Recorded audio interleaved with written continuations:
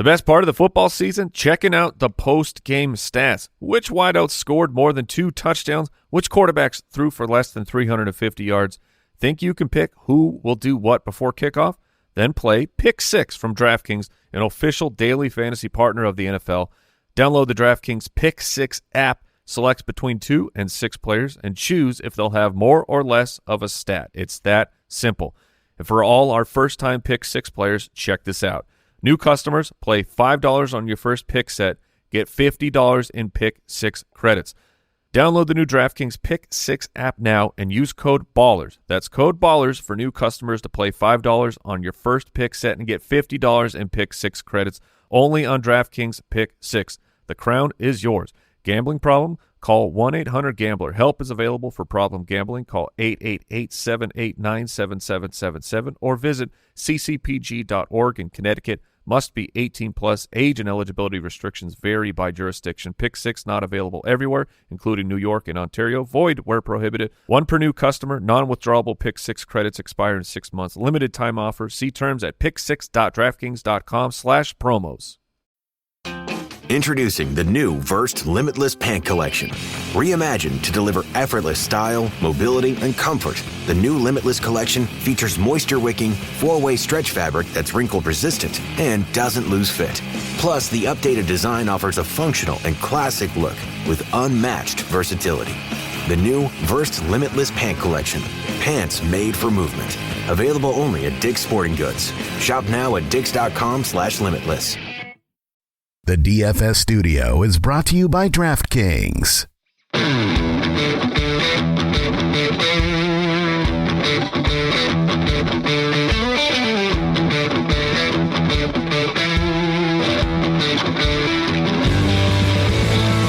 Welcome to the Fantasy Footballers DFS and Betting Podcast with your hosts, Kyle Borganoni and Matthew Betz.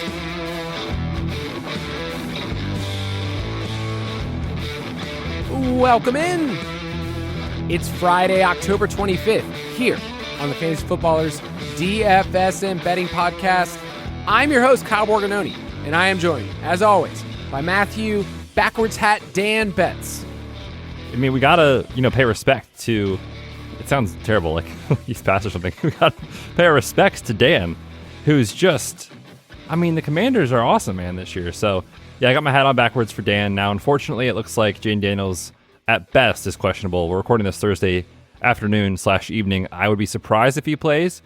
But if they can pull this out with Marcus Mariota under center against the Bears, I might never, ever wear my hat forward again. So we'll see.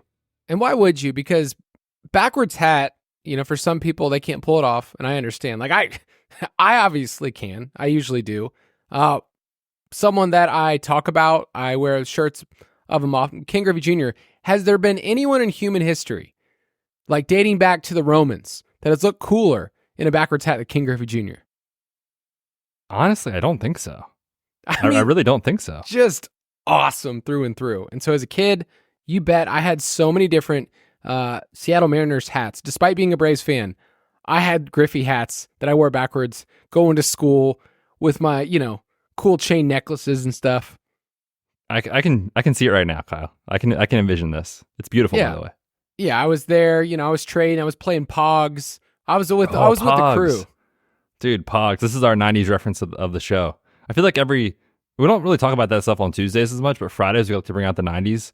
Yeah, Pogs, man. My older brother had Pogs, and he hated when I would play with him. But I remember as a kid just being like, I really want to play with those. They're super cool. My brother's into it. So Pogs. Is that the sponsor of the Slate Breaker today? No, we didn't have enough money to afford them. They are just, I understand. They're still raking in a ton of money. The residuals from Pogs, we're not in their price range yet. But yes, on this show, we will have some Slate Breakers. And you have one that I'm excited about. You haven't seen mine. Don't cheat.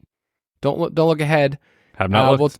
We'll talk about our Slate Breakers. We'll do some pick sixes because we're still staying hot with our picks, Borg versus Betz, if you want to get those. Give our cash picks as we always do. And then we have 3 games that we want to stack. And then I'm interested, before we get into the exact picks, do you feel like there's like 20 different routes you could go this week in terms of roster construction? Like, I'm looking at tournaments and there's games that we're not even going to talk about. And I look at it and I go, man, I could correlate some pieces from this game And we're not even going to mention it today. Yes, there are basically every game on the slate is between like 43.5 and 48, 49. Even the Jags and Packers game, which we talked about on Tuesday, hasn't bet down a couple of points. And so it's one of those slates where like every game total is kind of right there. 9 games between 43.5 and 48. So pick your poison, pick which game you like. Don't be afraid to get off the board this week as far as a game stack, because those spots are all, you can make an argument for all these games. Obviously, we're not going to talk about every one today. We'll talk about some mini correlations we like in those games that don't make the top tier for us. But there's a lot of ways to play this slate, which is always very, very fun for tournaments. There's a few games that, are pretty terrible, like the Saints and Chargers. But overall, there's a lot of good game environments.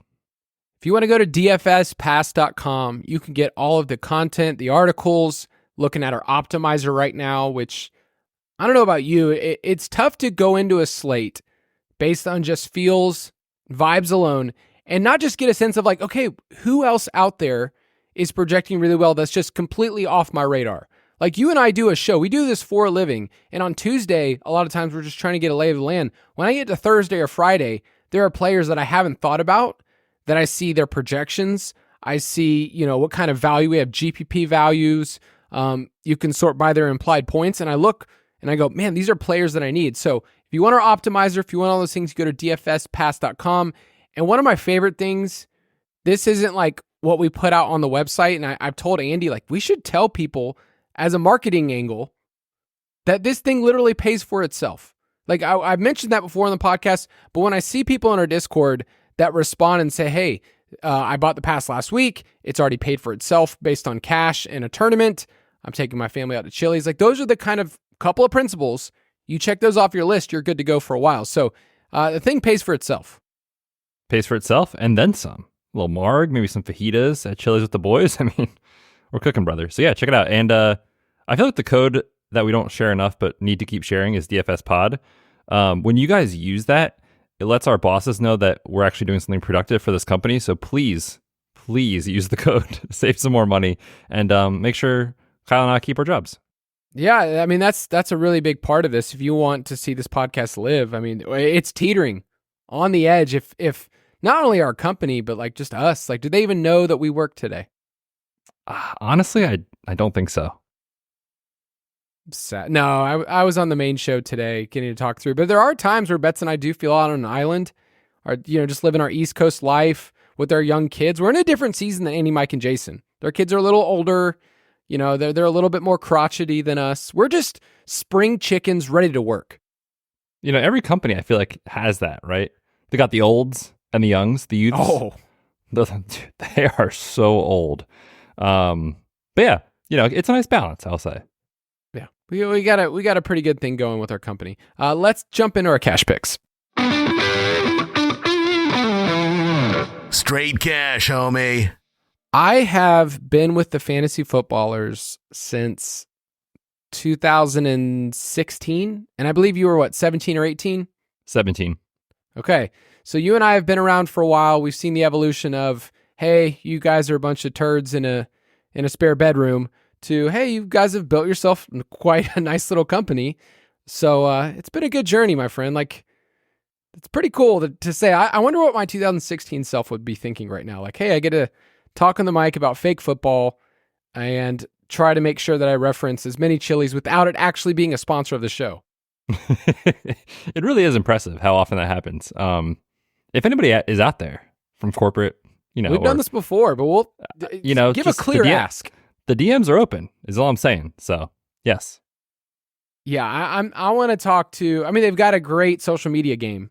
So the best out of all the large chain restaurants, Chili's social game is elite. Yeah, it makes me want to go. They're doing a great job of just planting the seed, and then later on, I go, hey, have you thought about Chili's? Only every day. There you go. All right, these are our cash picks for week 8, kind of our pool of players. Right now, I am looking at my cash lineup. It's in the DK app. Imagine not having that open at all times. But I have Jordan Love in there right now. At 7.1, he's not as expensive as he should be. His TD rate is probably unsustainable right now. 8.4%. That's not going to happen. but this ain't the week that it's going to regress by a bunch, right? Like 2+ passing touchdowns every single week. They have the highest team implied total, and at 7.1 against the Jags. I just feel like if you want to pay up, you're not paying too much here. Yeah, I mean, you don't need us to tell you that the Jaguars are terrible defensively, allowing literally every quarterback they face to get there in fantasy and not just have the floor, but also the ceiling too. So yeah, I was looking early in the week at like Jaden Reed is interesting. Maybe you go somewhere else for a wide receiver. It's like, why don't we just soak up all of the pass production through Jordan Love and figure it out from there? That's my lean on the slate, 7,100. It feels like in this matchup, he should be closer to 8K. Obviously the Jags give up the most schedule adjusted points to the position. It's really, really hard to say negative things this week about Jordan Love. Yeah, I think Jordan Love's going to end up being close to our QB1 or QB2 when you start to look at the rankings. There are a lot of guys, though, at quarterback this week that if you wanted to save the money, we talked about Jameis. Like, if you really wanted to go to Jameis, I get it, but there's volatility there. So maybe that's not really what you want to do in cash right away. Bo Nix at 5.6 at home against the Panthers. I mean, their team implied total's great. It's just one of those things. If you want to play Javonte, that feels a lot safer at 6K. So is there any other quarterbacks that you're playing around with? I mean, like, I'm not going the Mariota route if he plays. Geno looks interesting at 5.9. Like, I've circled his name and kind of looked there. I still need to get the status of like Metcalf and some of the other guys, but any other guys you're looking at? No, I think for me, it's a pretty clear top two, and really they're like in different tiers because the pricing, it's like obviously Jordan Love. And then, yeah, I like Bo Nix. I mean, I wouldn't fault anybody for playing Bo Nix in cash. It's just 5,600. You might think, with Carolina, they're just going to run the ball a ton.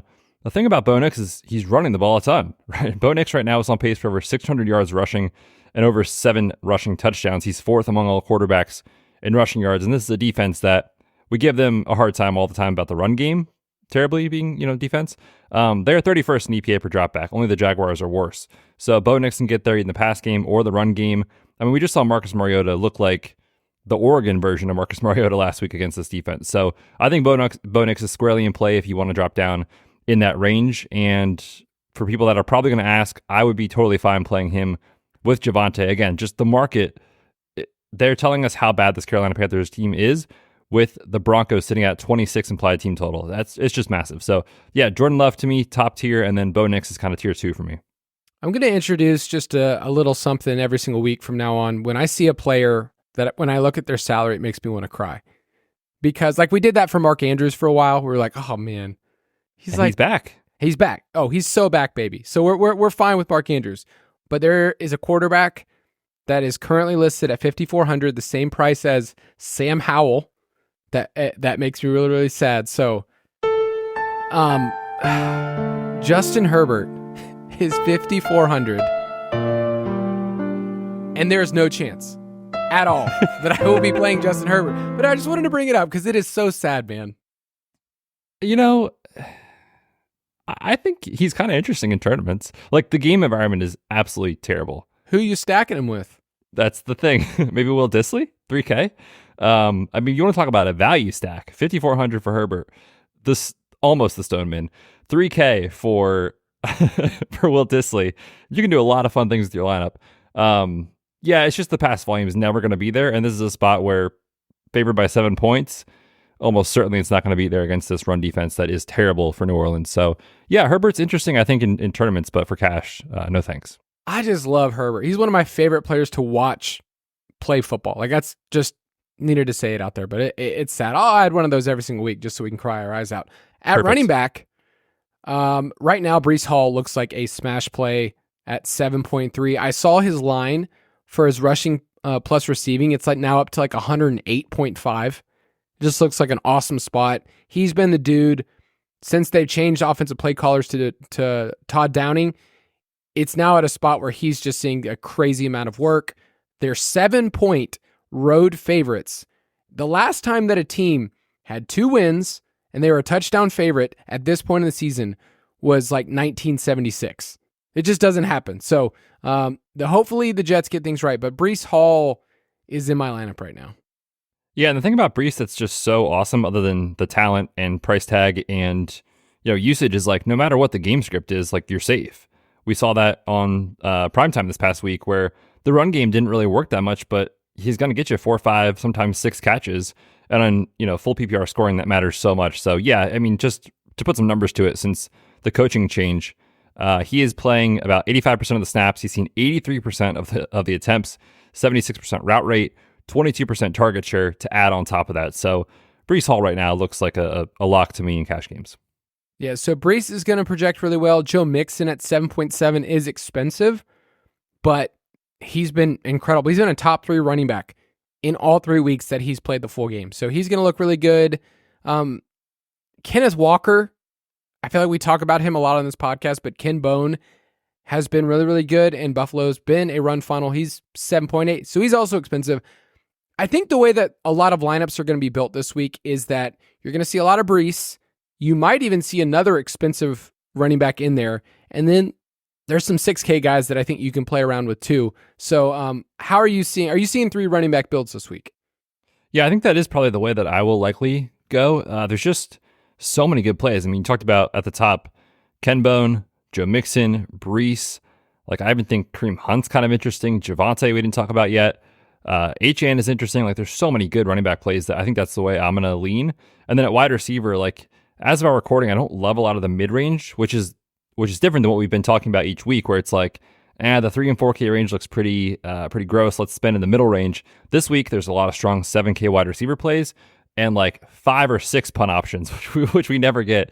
And of course, K. Dotton. So you can save all the money you want on the slate. You can pay out of defense, and you can spend up on some of these stud running backs. So yeah, I think that is going to be the roster construction that I will probably go with, and I think a lot of people will too. Yeah, Kareem Hunt, Devon Achane, Javonte Williams, all around the 6K. Do you have a lean of those guys? I think Javonte, just given the team total, given the matchup, given Bryce Young, I mean, short fields, we should see a ton of short fields.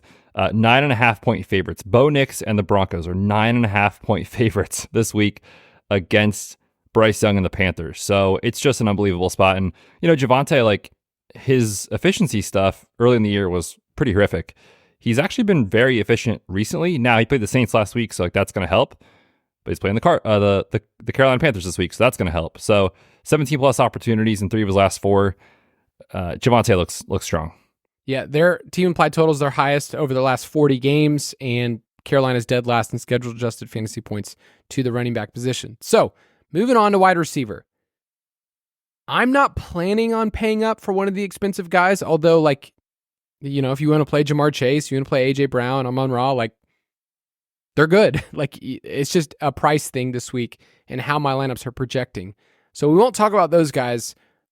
Once you get around the 7K range, Drake London, 7.2. He has destroyed the Buccaneers the last 2 times he's played them. This is a different game environment. So we're not even talking about Atlanta at Tampa Bay this week, which, by the way, did you see? Creamsicle jerseys. I did see that. You a fan? They're okay. Yeah, they're not bad. I usually like the teams like third or, throwback option, like the Broncos throwbacks. Those are sweet.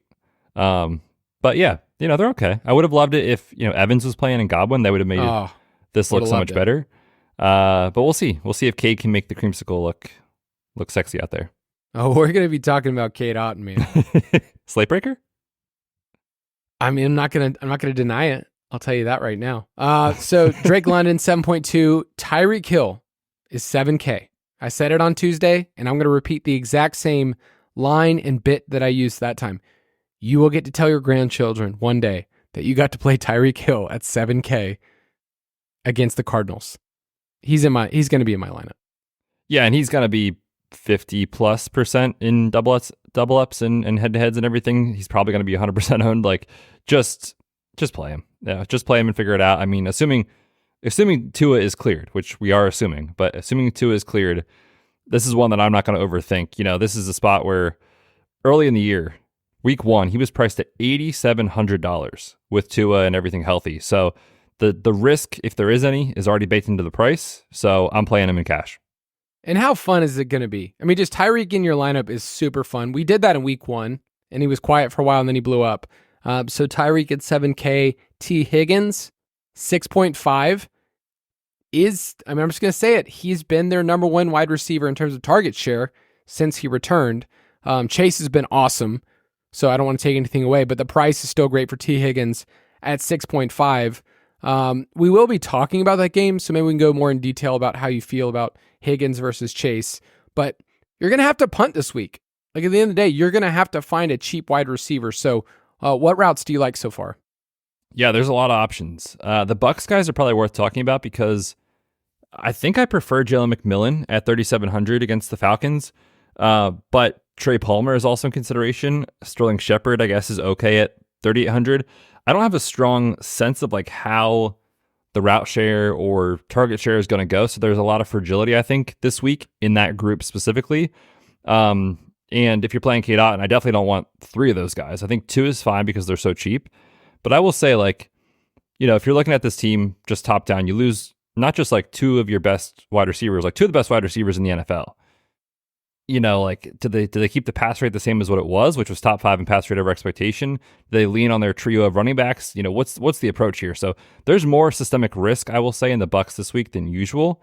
So my lean is to only play one of these cheapies as far as McMillan, Palmer, or Shepard. I lean McMillan, but I don't have a strong take. Do you have a sense there?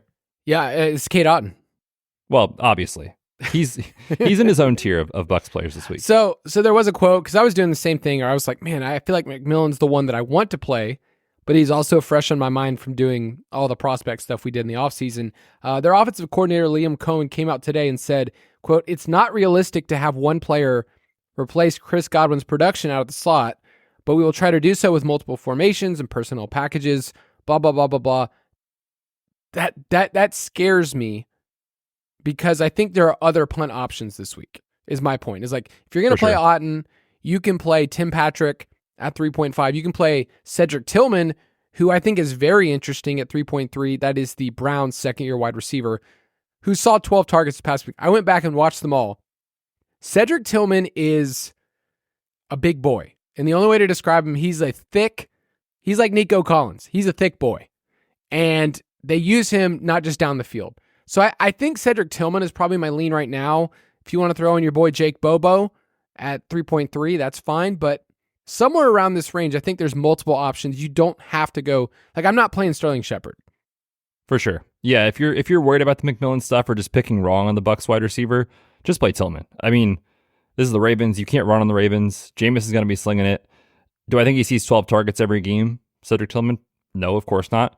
But they are 8 to 8.5 to 9, depending on the book you look at, underdogs. So they should be chucking here. How bad can it be? So yeah, if you're worried about the McMillan stuff, just play Cedric Tillman. Yeah, the one thing I'll bring up about the Atlanta-Tampa Bay game is like those teams are exact opposite in terms of pace. Atlanta's number 1 in neutral pace. Tampa Bay is dead last. And it kind of suggests that you're going to see a game where they try to run the ball, slow things down, increase variance. I think it's just a game that, like, a couple weeks ago would be like, that's the game you want to stack. Now it's like, I could just see that game hitting the under. Last year was 16-13. So it was kind of a gross game in Tampa Bay. I did want to bring up Dontavian Wicks. He's 5.3. He's in that middle zone. Him and Romeo Doubs, Jaden Reed. I think all of those can kind of land in the Cashville. Wicks is a pretty volatile name, but wanted to bring him up. All right. Now we're at the part of our broadcast where we get to talk about Kate Otten, because they set his price before Monday night. And I know that I have a thing where I bring up his name almost every single week of this podcast for the last couple of years. But I have a hot stat for you, Betz. Oh, a hot Cade stat? Do they exist? Oh, there's some hot ones out there because, know, he went 8 for 100 last week, in case you didn't know. DK bonus lives for Kate Otten. I mean, that's great. But here's the stat. Since the beginning of 2023, there has been no other offensive skill player in the National Football League who has been on the field more than Cade Otten. 1,487 snaps. Probably only about 300 of them have been valuable, but still, I mean, he's the bunt play, and everyone's going to be playing him this week. Never leaves the field. Always brings his lunch pail. The dude just grinds. I mean, fingers are taped, wrists are taped. You can't make this stuff up. Yeah, in all seriousness, like, just play Kate Otten. I mean, he's just so cheap. And, he was already top 5 in targets and catches with Godwin and Evans in the lineup among all tight ends. Now you remove those guys, obviously. Now in tournaments, like, fade away if you want to. He's going to be massively rostered. So this is cash versus tournament conversation, but yes, I think that's in consideration. I will say, if your lineup for some reason like needs the $600, we kind of joked, but like Will Dissly is 3K, and the Saints give it up to tight ends, and the dude just saw 11 targets last week. Now, that is not happening again, almost certainly. But if Hayden Hurst is out, Dissly is in play if you really need the money. But I think Cade Otton is going to be our tight end one this week. Yeah, there's like expensive options, like when you start going to Bowers. I mean, Njoku went up a full $1,000, but I think in cash, like you're not going to see them show up as much this week. So that's kind of our preferred lean. Make sure that you look in our DFS pass. We actually give our rankings, and then we give you pivots and ways to get leverage. And I would say this is one of the ones that we'll bring up is, hey, Cade Otton's really chalky. He's going to be played a ton. I can see things going south because I have a history of him just not meaning that much. But except in your routes run league, in your snaps league. He never lets you down there. Dude, I've been rostering that dude for years. I got him in Dino Junior League. He's my starting tight end. We might have to talk because I'm relying on Kittle this week. So if he doesn't play, I might need some help. Dude, there's actually, no you know way. what? I picked up Will Dissly off the waiver wire. I'm fine. Oh, okay, cool. That just sounded like, hey, I don't want to come over and play with you when you're a kid. If Otton's on the block, just let me know. You got my number. Dude, I'm trying to trade people like Kareem Hunt, Cade Otton, Ray Raymond. I'm trying to trade the bums. So we'll Problem see. is nobody wants those guys, huh?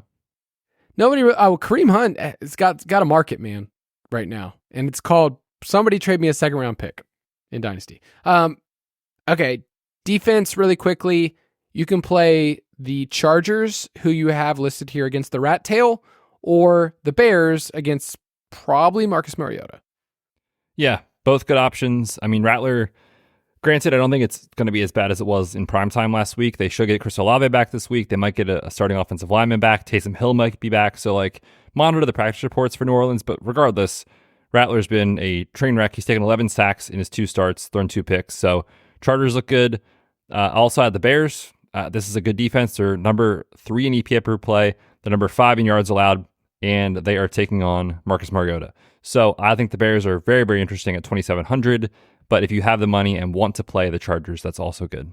There's so many fun options this week, like the Texans at home against Anthony Richardson at 3,100. That's a perfect kind of defense that you can roll the dice with and say, hey, I'm going to get different than the rest. I mean, they're not going to be played by a ton of people because there's lots of chalk. Just play the leverage Falcons. on all the chalk Bucks guys. Just play the Falcons defense, correlate it with Bijan and get out of there. That sounds interesting. I'm for that. All right, let's take a quick break and we'll be right back.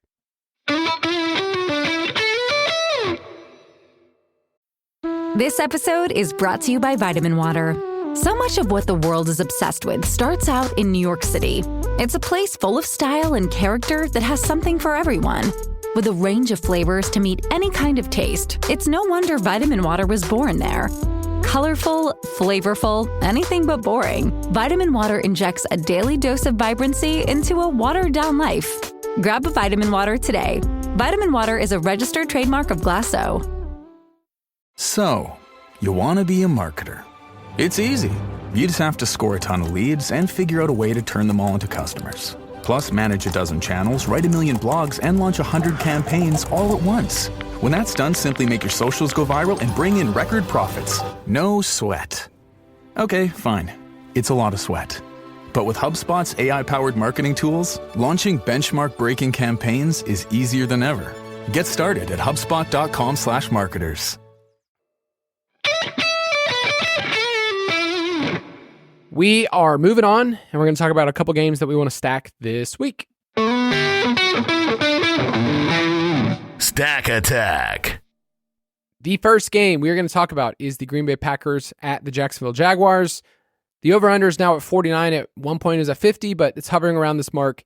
And the Packers are only 4-point road favorites. I feel like the Green Bay offense, and we could go through a list, but I feel like they're the most balanced in the NFL. We know that the Ravens are a team that can run the ball like crazy, and they've been really efficient as passer. But when I think of Green Bay, they're 5th in rushing yards, they're number 1 in pass TD rate, and every single week I look at this team and I go, I could pick 5 guys that could end up with a touchdown. It's just they spread the ball out a ton. So their offense has been really good, and they're going to look even better because Jacksonville's defense is the one we pick on the most. I mean, they're the ones that you just kind of in your home leagues, you just follow the trail. Who are the Jaguars playing? So where do you want to start with this game? Because it's definitely one of the ones that we have to attack this week. Yeah, I think you want a lot of exposure for obvious reasons to the Packers. The problem is it always feels like you're going to pick the wrong guy, right? Like it could be a Wicks game. It could be a Romeo Doubs game. I mean, Jaden Reed always can break the slate, right? So that's the tricky part, is trying to figure out who to stack it with. And in those situations, I try to use roster percentages to help guide me. Just if the field is overconfident on which guy it is, I'll pivot. This week, surprisingly, like early in the week, it doesn't look like there's a lot of roster percentage on any of these guys, which is phenomenal for tournaments. Like Evan Ingram might catch some just because he's a tight end and it's a good matchup and he correlates and all that stuff in this game. But in the game itself, I was actually very surprised looking at Jacksonville, looking at Green Bay. It's really not catching a lot of roster percentage. So I'm super interested in all these guys. Jaden Reed is always my favorite just because I think he has the best connection with Love and just the most explosive. But Tucker Kraft is in play again. Romeo Doubs has been playing very, very well. He's only 5,700. He's cheap on FanDuel, 6,100. So you could talk me into a lot of these guys. I think I'm probably lower on Wicks and Watson just because it kind of feels, and I don't really have the numbers to back this up, but it feels like they're kind of sharing the same role, whereas Reed and Doubs are kind of the constants. So my favorites are Reed and Doubs and then Tucker Kraft. If you're going to play the pass game, a little bit lower for me on Wicks and Watson. Yeah, if I got news, which maybe you could check this out, where Christian Watson's out on the injury report. The crazy thing about the Jags is despite the lack of success they've had this year, it's been really, really bad. They're still running man at the highest rate in the NFL. So like, oh, we're just going to double down. This is what we're doing. If it ain't broke, don't fix it. 43% of the time in 2024 NFL is wild. That just doesn't happen at all. So it caused me to look at where are there one-on-one opportunities, and that role, the Christian Watson, Dontavian Wicks outside role, has been super valuable. Wicks against man coverage this year has, where's this stupid drop? Hold on. 55% of the team's air yards. That's a wild statistic if you think about that and just that coverage. So Wicks has been a guy that gets open, one-on-one coverage a lot. Yes, Jaden Reed's awesome. He's been targeted on 32% of his routes against cover 2, which they run a lot as well. So I really would want to play those two. I think with Doubs, it kind of comes down to, does he get the red zone touchdown or not? And I just see a lot of people box score chasing of, here's what he did last week. He was a good play in redraft leagues. So I think what I want to do is, with Jordan Love, double stack him, and I'm probably going to have a couple different combinations. Like if you do a 20 max and you're using this game as like one of the main stacking options, you're probably going to need a bunch of different combinations because it could be Kraft and Reed, or it could be Reed and Wicks, or Doubs and Reed. Like there's just so many different ways. So I want to attack this game, and I think their prices are cheap enough. Like Wicks is 5,300, Doubs is 5,700, even Reed's not that expensive. So a Jordan Love double stack doesn't have to do as much as, say, a Hurts, AJ Brown single stack in terms of what you need in pricing. Yeah, that's a good way to think about it for sure. Yeah, like I said, not a lot of roster percentage projected in this game as of right now. Of course, check back throughout the weekend as it gets updated, but this looks like an awesome spot to attack. So yeah, I like it. What are your thoughts on Josh Jacobs? He feels like the guy in the 6K range that isn't going to get a lot of roster percentage because you look at, we talked about a couple of our favorite cash plays. We talked about Kareem Hunt, Javonte. In the 7K range, there's going to be a lot of guys. I think Achane is interesting. There's just so many 6K plays. James Conner is interesting. So like it kind of feels like a slate where Josh Jacobs is going to fall through the cracks a little bit. Yeah, I definitely agree.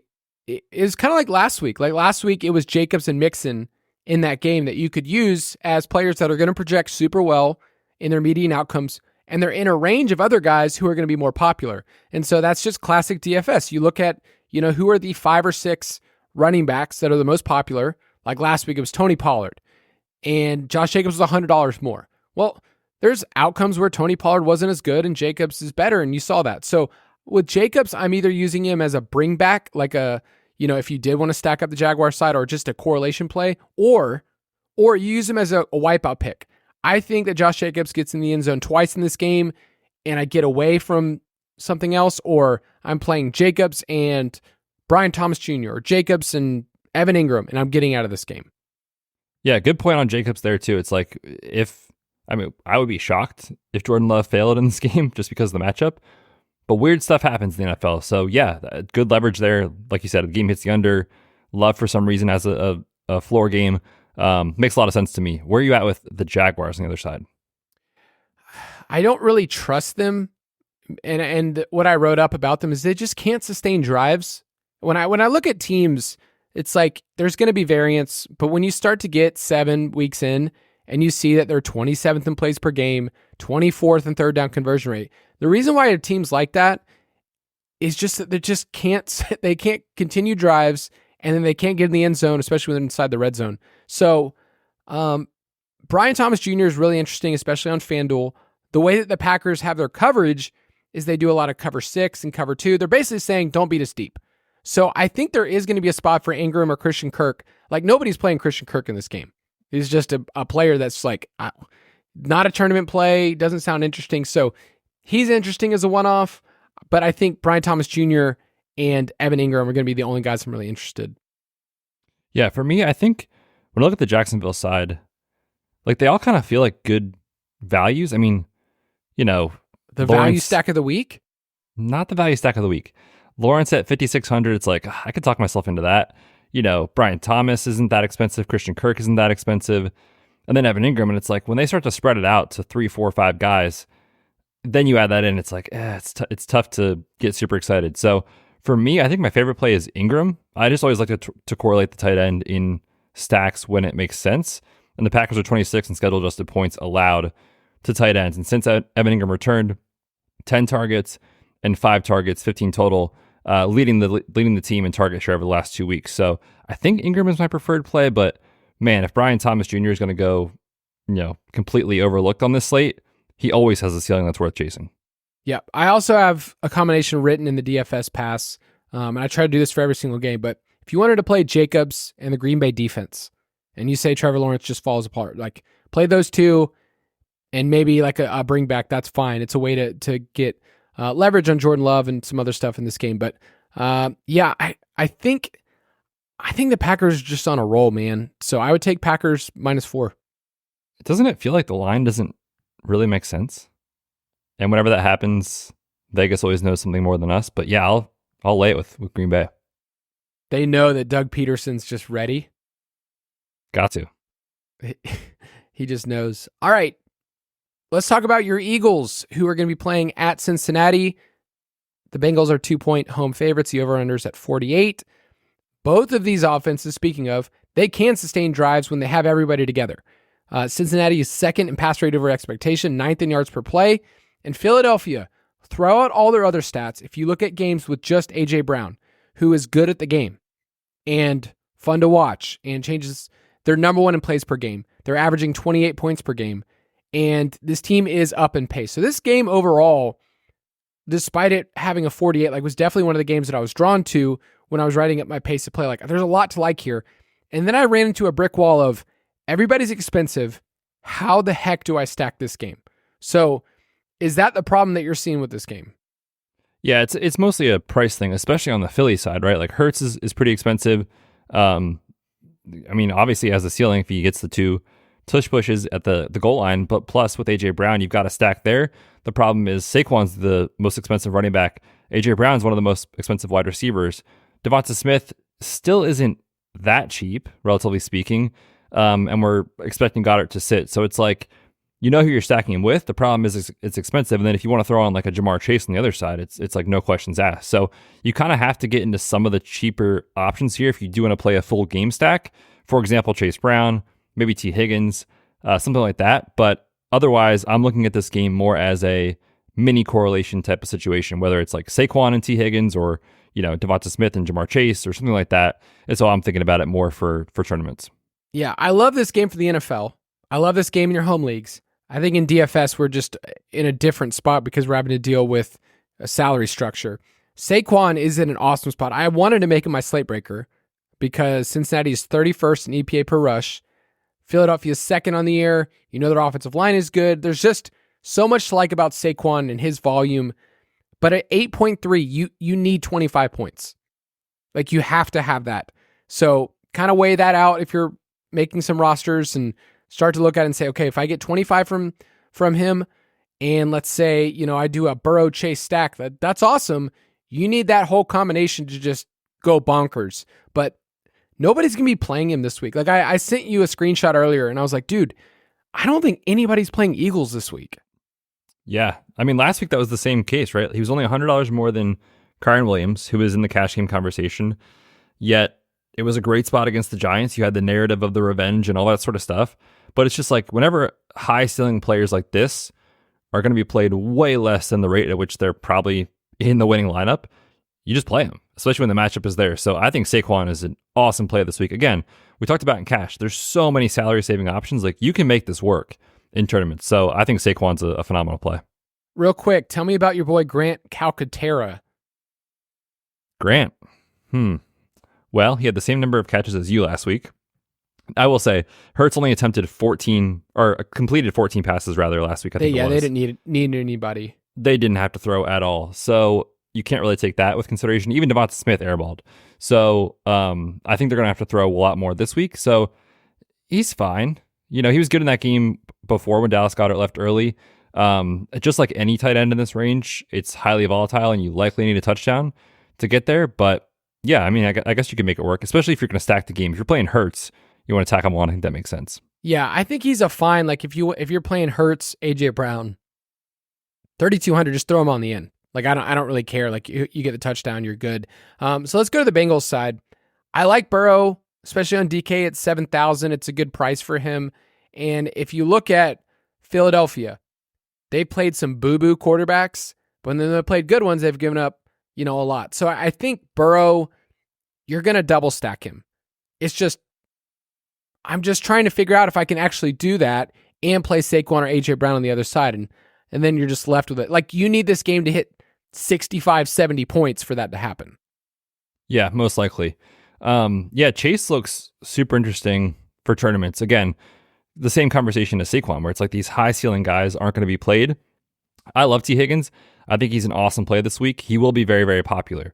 So again, if you just want to play his teammate and say Chase has the blow up game this week, that 30+% target share that T has seen over the last month isn't sticky moving forward. You think it swings back to Jamar Chase? Awesome spot to go right back to him. So yeah, I love a lot of the pieces in this game, but like you said, the issue to me is more salary and what you need them to do at their price versus this being a good game and this being a game to attack for tournaments. Is there any other place you want to go here? I think Chase Brown is interesting. Usually in cash games, people are dipping down to this 5K range. People are not this week. So that will get you on a different roster construction. And the usage and snap share for Chase Brown has literally increased every single week for like 4 or 5 weeks in a row as Zach Moss is slowly getting phased out. So I think Chase Brown is interesting. The Philly run defense has been a lot better recently, but early in the year they struggled. I think it's just a matter of who they've played and their opponents and everything. But yeah, Chase Brown looks like an interesting tournament play as well. So I like a lot in this game, and I'll probably have a lot of exposure to it. He is an interesting tournament play. Like at 5,800, he's kind of trending in the direction where you're getting, 15 plus opportunities a game. And I mean, that's pretty awesome at 5.8. So I don't mind adding him in if you wanted to go Burrow, Chase Brown, Jamar Chase. I mean, that's just screaming for us to play the Chases together. And then, you're playing AJ Brown on the other side. I think you're totally fine there. What's your Vegas take? I like the over in this game. I think we see some points. Yeah, 48, I'll take the over. Yeah, I like that one too. I mean, we talked about the pace. We talked about pass rate over expectation. GPS score has it 4 out of 5. Yeah, I like the over as well. Can the Eagles pull this one off on the road? So this line it's so interesting, isn't it? Because just a week ago, this Eagles team was only favored by a field goal against Daniel Jones and the Giants. That was the spread entering that game, a field goal. They're 2-point dogs here. They're on the road, so basically you factor in the home field. This is essentially a pick 'em, right? I think Philly can win this game. Obviously, I don't know what to think about the line. Yeah, I think it's right. I think that Cincinnati isn't a 3-4 team. They don't feel like a 3-4 team. So yeah, lost to the Chiefs by 1 point in the fourth quarter. Week 2 or week 3? So they're a good team. All right, let's take a quick break. and we will be right back.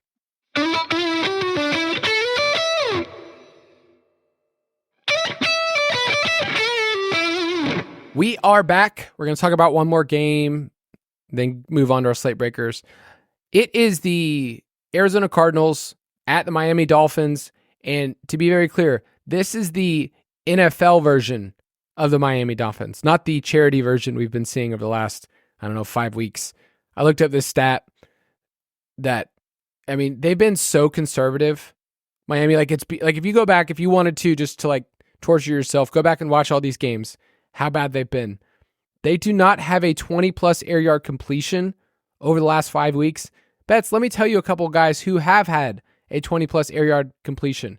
Nick Mullins, who has thrown the ball once this entire year. That's so bad. Bryce Young in that span, who hasn't started a game but has a 20-plus air yard completion. And then my favorite, your boy JSN has a 20-plus air yard completion during that span.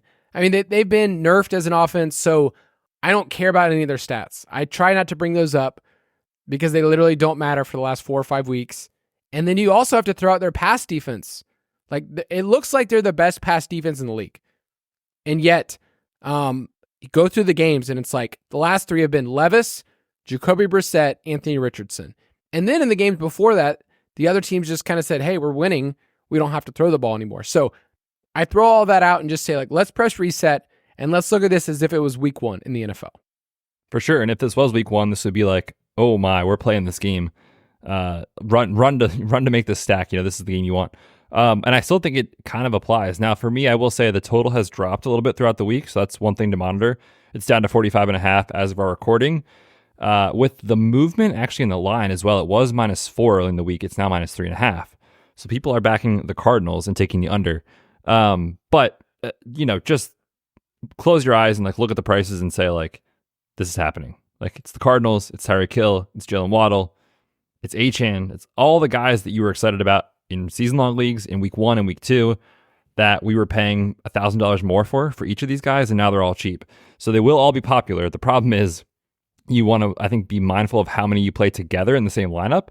But just from a top-level perspective, this looks like a great place to start, and then getting leverage elsewhere in your lineup is kind of what I'll be doing. The most expensive player in this game is Tyreek at $7K. That's nothing, right? It's cheap. This is value. This is the value stack of the week.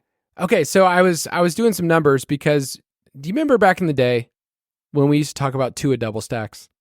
I did, yes. It was a good time for the show, for fantasy. It was great. So if you wanted to do a Tua double stack, so Tua, Tyreek, and then a guy named Jalen Waddle, which I don't know if you remember him. He plays football. He hasn't really for the last 5 weeks, but a double stack to 3x on your salary, you really only need less than 60 points.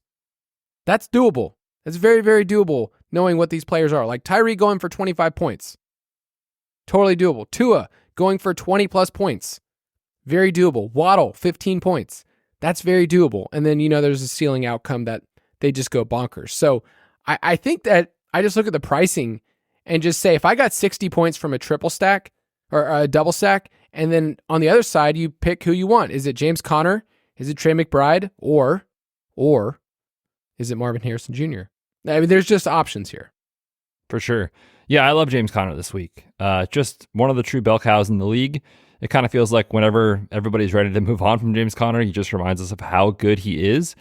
And like you talked about, you can run on the Dolphins. And one way that I think this game is interesting, especially in tournaments, is with all this chalk on Miami. And I tend to think it's good chalk, but there is some risk with Tua. It's been a while.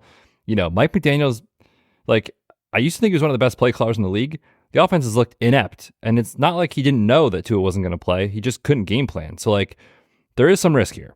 And I will say, if you want max leverage on the field, play James Conner, get out of this game and move on, because everybody's going to play Tua stacks and everybody's going to play Tyreek. So I like Conner for that reason. If you're stacking the game, dude, I know it's been bad. But Marv, the last time, all they talked about was how bad it was. And all the haters. You couldn't play him because the GPS score or his speed, he was too slow. You look how disinterested he is. You can't play him. He exploded for a huge game. So if nobody's playing him, I'm happy to say Arizona falls behind. the stats against this defense don't really matter because of what you talked about at the top of this game.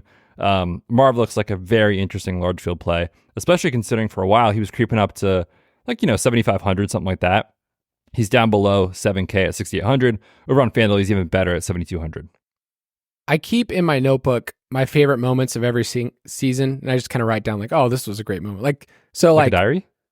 Well, I mean, I write down everything too. I'm a journaler, but also I have like my DFS notebook that I write stuff in. You've seen me write stuff. Yep. But my two favorite moments that I have right now, one, it's got to be when Kirk was swag surfing, I was at the game, so that was awesome. But I think my other favorite moment was when Marvin Harrison the next week just told everybody in the entire world to shut up and go away from whatever they're doing, saying, I've got one game worth of data. And so I agree with you. Miami, we talked about how it looks like they're not giving up passing yards, and yet they're allowing the 5th highest explosive pass rate on the season. These long developing plays with Marvin Harrison, that's where you go. So I totally agree. I think he's great leverage. I like James Conner as, I don't know, what would you say he's going to be, the 8th or 9th most popular running back? Like people aren't going to steam him up by any means. And then there's other interesting plays in this game, like Achane at 6,200 is a really, really good play. When he was with Tua, he had really good games to start the season. So any interest in Kyler, stacking him up like Kyler and Marv, and then just playing Tyreek or Achane on the other side? Yeah, I think that's very much in play. I mean, Kyler's real life play has been very up and down all year, but we saw this against the Niners. He can rip off a 50-yard touchdown. He did it Monday night. Run the ball. When he runs, he's awesome. So, yeah, I think if you're playing him, you're playing that angle. So it's obviously not with James Conner, and you're probably only skinny stacking him because you're counting on that rushing production, especially on a big slate like this. You do need a ceiling performance to get there. But Miami's allowing the 5th highest explosive pass rate in the league. So, yes, give me some Kyler to Marv this week. Maybe bring it back with Achane, bring it back with Tyreek. Makes a ton of sense to me. Is it odd though that Miami's going to be super popular, and yet like the only guy who's really getting any roster percentage on the Cardinal side is Conner? And it's not even that much. It's like, I know, that's what I'm saying. 10, 11, 12%. I think Trey McBride is one of those guys that if you played him and you're like, hey, I haven't got a touchdown yet. He has caught a receiving touchdown. He's 5,500. It's like, I don't really want to pay that. I'll pay for, I don't know, Bowers or some other tight end that I know is going to get me a ceiling when he's still commanding the targets that we like. So if you wanted to go Kyler, T. McBee, and then on the other side play Tyreek or somebody else, like that's totally fine too. I think it's a cheap way to get access to this game, because Arizona, in terms of neutral pace, yards per play, they play fast. And Miami, usually you have all the motion, everything else. We haven't seen it the last 5 weeks, but I like this game, and I don't feel bad. Like with Waddle, I was like, man, do we really want to go to Waddle? He's always second rate. At 5,400, you want to play Jalen Waddle in tournaments. He leads the team in receiving yards versus too high, and Arizona is allowing the second most fantasy points per dropback with too high looks. So I think Waddle's another play. He's going to get some steam, but you can play him with Tyreek and Tua. You certainly can. And I will say, just saw a quote on Twitter from Waddle at practice yesterday. Oh. He said the boys were quote unquote on one. Oh, man. So, you tell me what that means. Well, if these guys are on one, that means they're going for, 70 in this game. We've seen this team get 70 before. They were on when one. When you think about how this game speeds up, it is those long plays, those explosive plays to Tyreek and Waddle and Achane, right? So, you're hoping these guys rip off big plays, speed the game up. I like it quite a bit this week. I'm going to text my wife that right now. I'll say, hey, I don't know if you knew this, but Betz and I, we were podcasting. We were on one. Just going to say, you're a nerd. Go He's away. like, I don't care what this means. I don't really care at all. What the kids say. And then I show up in my puka shell necklace, and she goes, "Oh, I get it. Okay, you're vibing." Oh, now it all makes sense. Yeah, and if you haven't, go to the our Dynasty podcast on YouTube. You can see the full get up if you want. All right, give me your Vegas take. So talking through it more, I know the money is moving this to the under. I kind of like the over. Yeah, 45.5. We can get there. 46 points. That's easy. We can do that. Yeah, this is the point where my models, and by models, it means I looked up all the history of it in the last 5 years. This is the point where you take it over. Yeah, you fade the 50s. You hit the 45 to 47 range. Yep. Yeah, I like it. All right. man, we're geniuses. Is there any other stacks you want to bring up for this week? Because like I started doing some digging, like, okay, is this the Mahomes week? I'm like, I don't really want to go there. I'm kind of interested in attacking the Colts and Texans game, but like only in large field stuff. Like, I don't know. What other routes do you like? Yeah, so there's a lot of interesting games like I talked about, just in that kind of middle 46 to 48, 47 range, somewhere in there. I really like the Bills and Seattle game as a potential back and forth. Now, we're still waiting on DK Metcalf news, but if he's ruled out, you could get some cheaper options in JSN. You could get Jake Bobo at almost a stone min. Tyler Lockett is interesting. So monitor that situation. And then on the other side, you've got the Amari Cooper play. James Cook always has the ceiling. So I like mini correlations there in that game. Right now, the spread is Buffalo -3 with the total at 47. And you mentioned Houston, Indy. I think this is an awesome game to go right back to. We saw these teams play in week 1. It was a shootout then. Now, obviously, Nico Collins played in that game. But that was the game where Anthony Richardson was just chucking bombs to Alec Pierce. Not sure how sticky that will be moving forward ever again. But it's in a dome. 46 points is a nice total. Like, I think the Houston-Indy game is really interesting this week. And if you wanted to play a Stroud stack, leverage off of Joe Mixon makes a lot of sense. Yeah. No, I'm looking at, so you mentioned Buffalo, Seattle. It's just so many pieces there that I like. I love Seattle. I liked them last week. You just get a good amount of volume. And then you saw Buffalo last week with Amari Cooper. They kind of changed their strategy. Like, hey, we can throw the ball. So Josh Allen, in a large field, like, he makes a lot of sense. Like, people aren't going to want to pay up for them. They're still third in EPA per pass. So despite them not throwing a ton, they've been efficient. Has he thrown an interception yet? I feel like he still hasn't. He has not. See? That's good stuff, man. All right, moving on.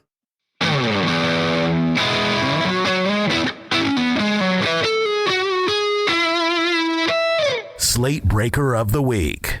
All right, this week we have a really special sponsor. And to be honest, I forgot for a long time that I was a part of this club, part of an exclusive group that, I don't know, maybe you were part of it too, Betz, but it is the Burger King Kids Club. I wasn't. You weren't a part of the BK Club?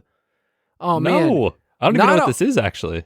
Okay, so if you went to Burger King as a kid, and the only thing I reminded of this is recently I was talking to my son and one of his friends was there, and I was like, oh, what's your favorite restaurant? He's like, Burger King. And I was like, Burger King?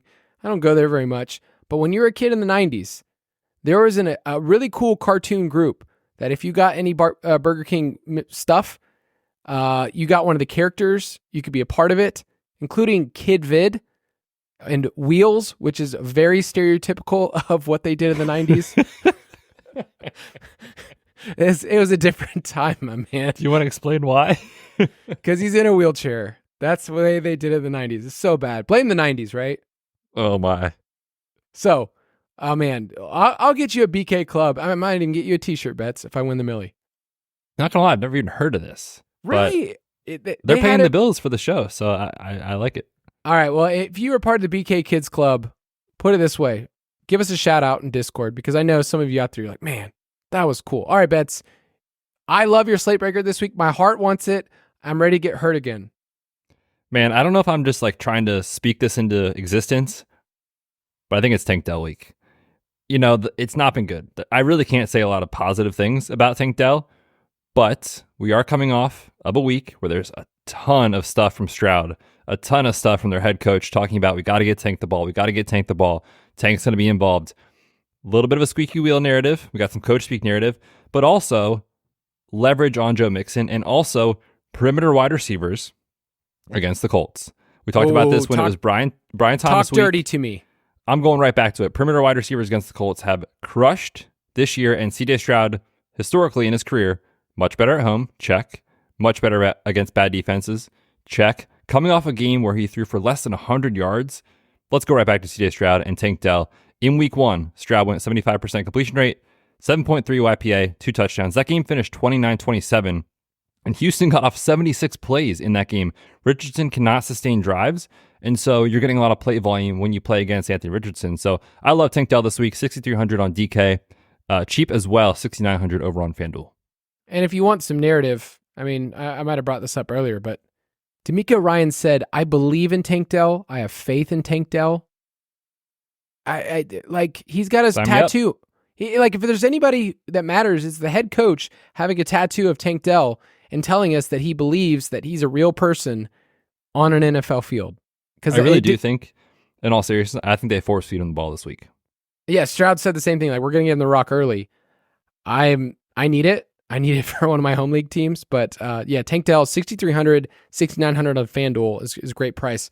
I have done some soul searching, and I'm pretty sure that I'm going to be overweight Devon Achane this week. $6,200 is a really low price. After the first 2 weeks of the season, there's no way you'd be paying this price. Like, I can see people playing him in cash. Totally fine with it. He projects to be, right now in our optimizer, the most popular running back. I checked other sites. They have him top 5. I think he's going to end up somewhere around 5 as opposed to like number 1. But I don't even care. It's not really about roster percentage. In Tua starts, he had 2 of them. He had 7 targets and 7 receptions in each. So we need to remember that this isn't just a running back. This is a key part of their passing game. And since then, since Tua's been out, he hasn't received that at all. So I think he projects to be a player that if you want to get leverage on Tyreek, play him. Also, if you wanted to play him as part of a stack, I'm totally fine with that too. If you want to do Tua, Achane, and Tyreek. So I plan on being overweight. I like that game a lot. We said we'd take the over as well. So what are your thoughts on Achane? Let's see. Is the matchup good? Heck yeah. Oh, he's playing the Cardinals? Yeah, let's play some Devon Achane. Yeah, man, makes a ton of sense to me. In the pass game, especially like you talked about, is where he shines. And you think about kind of how this offense has been the most effective. It's getting Achane involved in the pass game and then hitting Tyreek and Waddle on the crossers. So I love it. You can play him with Tyreek. You can play him as leverage off Tyreek. You can play him with Tua. A lot of fun stuff. So yeah, Achane looks great this week. I'm with you. All right, moving on.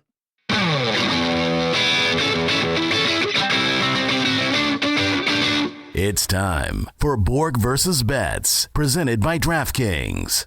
You don't have a sportsbook? No problem. You can play DraftKings Pick 6 with us. Last week, we were combined 3-1, and I just got to say, my boy Michael Pittman, we built this city. He buried me. We took the under. I was heartbroken, and yet I was also proud of him. So it was kind of like an emotional hedge for me because, you know, this podcast, him and I, we have a very long history. But on the season for Pick 6, I'm 10-4. Betz is 9-4. It's been really, really good for you, and hopefully a lot of people out there like Pick 6 has been a fun experience for you. Betz, I'll let you start first. This is painful, but I feel like we got to do it. I'll take Nick Chubb less than 46.5 yards. We took this last week in the DFS pass when it was 40.5. Honestly, he carried the ball more than I thought he would. I thought he might only get like 5, 6, 7 touches. Had 11 carries last week, so they didn't really ease him in necessarily. The problem is, I still think it's going to take some time for his efficiency to come back, especially this week. Taking on Baltimore, the number 1 yards per carry allowed, and the game script does not profile as one where Chubb is going to be allowed to get going with the run game because the Jameis Winston-led Browns are 9-point dogs against Baltimore this week. So you got the injury inefficiency, the game script concerns, all that sort of stuff. I'll take Nick Chubb less than 46.5 rushing yards. Yeah, it's not been good at running backs against Baltimore this year. I'm going to take a more of a running back who didn't do anything last week. Yeah, a classic more for a Falcon. Tyler Algier, his rushing and receiving line is at 44.5. It's always been a game script thing with him. If you pick the right one, right now the Falcons are 2.5-point road favorites. And in the back and forth affairs, it's not been good. But you saw a couple weeks ago against Carolina. He's hit this more in 3 of his last 4. Tampa Bay is 31st in total yards allowed. And in 4 Atlanta wins this year, he's averaging 70 total yards. So it kind of comes down to, do you think they get a lead? I think he's going to get more work this week. And so I would take the more at 44.5. Makes sense. I will take another less. I'm taking Travis Kelce, less than 63.5 receiving yards. Now, obviously, I think Kelce is more than capable of hitting this line any time he takes the field. The problem is they're taking on the Raiders, and they are 9.5-point favorites. And this is not the Chiefs team of old. Pat Mahomes' ADOT is 6.1. That's 38th out of 39 passers, so he's checking it down left and right. The pass rate over expectation is down compared to previous seasons. They're only 15th in neutral situation pass rate. For a Pat Mahomes team, we usually expect that to be top 5, right? So they're just more conservative. They're running a bunch. And opponents this year against the Raiders are throwing at the 4th lowest rate. So if they get a lead, they'll probably sit on it with Kareem Hunt. and not force Mahomes to throw much in this spot. And on the other side, we know Antonio Pierce and the Raiders prefer to run the ball, play slow, control the clock, that sort of stuff. So I think play volume here is going to be at a minimum, and the attempts for Mahomes are going to be down. So give me Travis Kelce less than 63.5 yards. And oh, by the way, some guy named DeAndre Hopkins might play this week. Ooh, that's going to be fun. I'm going to take another tight end, but I'm going to take a more. So I've got 2 mores this week. You've got 2 less. You're sick. What could go wrong? So Hunter Henry, don't know if you've heard of him, more on his receiving yards at 33.5 in 2 Drake May starts. He has 41 and 92 receiving yards. He's seeing 21% of the team's target share. Last week, Pittsburgh tight ends had 87 yards. Dalton Kincaid had 51 the week before. They're also 7-point home dogs. So you can see a lot of pass attempts here. It seems like Jalen Polk is not going to be playing. He's in concussion protocol. And hopefully Pop Douglas is healthy, but last week he was pooping his pants all over the field. So Hunter Henry, more than 33.5 receiving yards. That was Borg versus Betz, presented by DraftKings Pick 6. Download the new DraftKings Pick 6 app now and use code BALLERS. Ballers. That's code BALLERS for new customers to play $5 and get $50 in Pick 6 credits. That's going to do it for us. Betz, tell everyone to have a good weekend. Yeah, man, fun show. I really like this slate. I think there's going to be a lot of good angles that you can play it. Huge slate, so get different if you want to. And don't be afraid to stack different games we talked about today. But good luck to everybody out there. We will see you for Monday Night Football. We'll see you for Thursday Night Football next week. Have a great week. Win all the money.